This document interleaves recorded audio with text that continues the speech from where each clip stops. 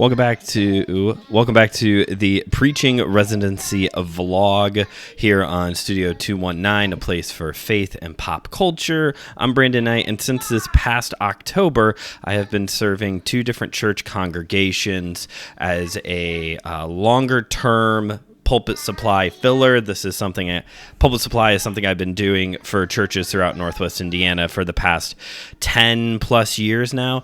But this past October, for two different congregations in particular, I began filling in longer term, called it a preaching residency, not quite a interim pastor role, but filling in a little bit more long term. And it would appear this may be the last edition of this vlog series because both churches are happily moving on. Not that I did anything wrong. But back in April, I returned to one of the congregations to preach the first 2 weeks of the month, including Palm Sunday. And after that, I had both of them say basically that they are ready to move forward. The one congregation, the one I was preaching at, they have started lining up new speakers. They wanted to add a little bit of variety because it's basically been me and another guy who have been switching off every couple months. I preached the first 2 weeks of April. He preached the second two. So I had Palm Sunday. He had Easter. But moving through now here in May and onward, they've gotten a few more names, so that way a few more people, so that way they can give both of us a rest.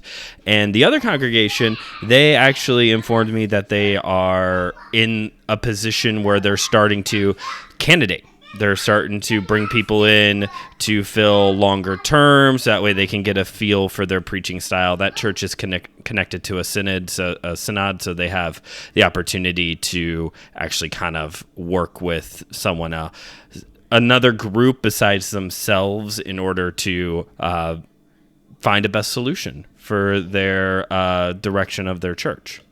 Now, if you are interested in checking out those two sermons that I preached back in April, you can find those here. I will link to one of them here at the end of the video, so that way you can check out what I've been preaching on, what I preached on. One was on repentance, and one was a proper Palm Sunday triumphal entry out of Matthew. I used Matthew's account for this year.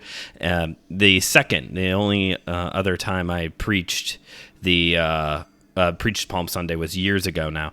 But yeah, so if you're interested in seeing the sermons that I preached, those are available here on Studio 219 as well. And it's interesting being in this position where you are no longer needed, or the possibility of coming back is way further down the line. As someone who does pulpit supply, it is normal to have these instances where you help a church out once, twice, maybe 3 times. And then there are also times where I go back time and time and time again. A few weeks turns into a few months, that turns into a few years. There are a couple churches that I've been preaching at since almost the very beginning, honestly. Either they at some point hired a pastor, and then I just became one of the staple fill-in guys when that pastor would go on vacation, whatever the case may be.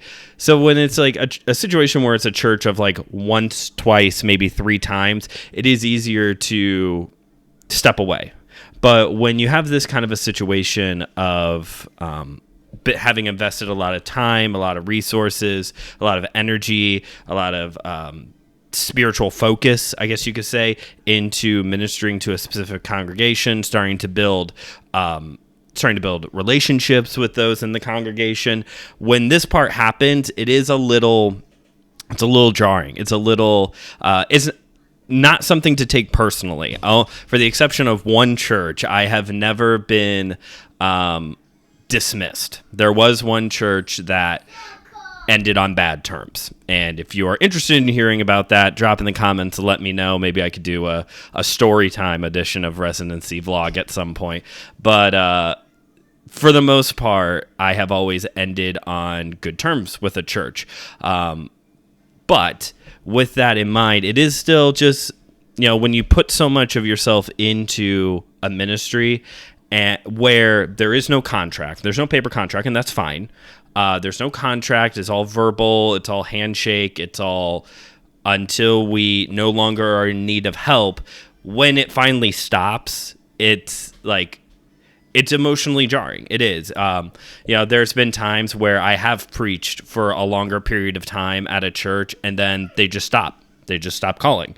It was nice that in this situation, both churches were just content to move forward and are progressing well and are getting ready and getting further along in the candidating process for new pastors. And that's great. That is good news. I have done my purpose of kind of keeping things afloat in a very specific way. So that way the churches can focus on other things that need to be done. So that way they can get to this point of candidating pastors. These are all good things. It still just causes a little bit of like an emotional whiplash within me. And that is something to process and move forward. Again, not mad, not frustrated at the churches at all. This is all good things.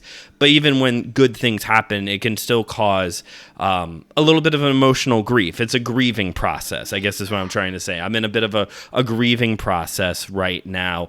At one point in time when I was much younger, when this kind of situation would happen, I wouldn't necessarily take it personally, but I would look and go, oh no, I've been preaching for all these weeks and now I'm going to have, a month off. Like what am I going to do with myself other than go to church and actually, enjoy going to church for a little bit? I actually ran into someone who was at another church very recently. I ran into someone at another church who I had preached at their church a lot. And I walked up to say hello and they go, "You're not preaching somewhere?" And I said, I do go to church. Like I do go to a church and like fellowship with other people. But yeah, definitely in a place right now. All that to say is when I was younger, it was a little bit more focused on the preaching. I was like, oh no, I need to be preaching. And now it's a little bit more of just realizing it takes a long time for me to grieve and process and move forward when change happens, even when that change is good. So wishing those churches all the best, praying for them as they continue to move forward. Obviously praying for my own grieving heart as I move forward as well. The year is still young, so who knows? One of them may come back around or another church may pop up at some point after hearing about all of this. If you're watching this and your church needs someone to come in and preach, let me know. Reach out here on the channel or some other way. I know, email seminarylife@gmail.com. That would be a good way to reach out. If your church is looking for some pulpit supply or a longer term fill situation, let me know. I'd be happy to help out. But that's it. That's all, folks. That's all I have to say for this series for I don't know how long. We'll see if it ever comes back. But thank you for watching. If you haven't yet already, please hit that subscribe button, like this video, and I will see you all on the channel on a different show some other time soon. Catch you all later.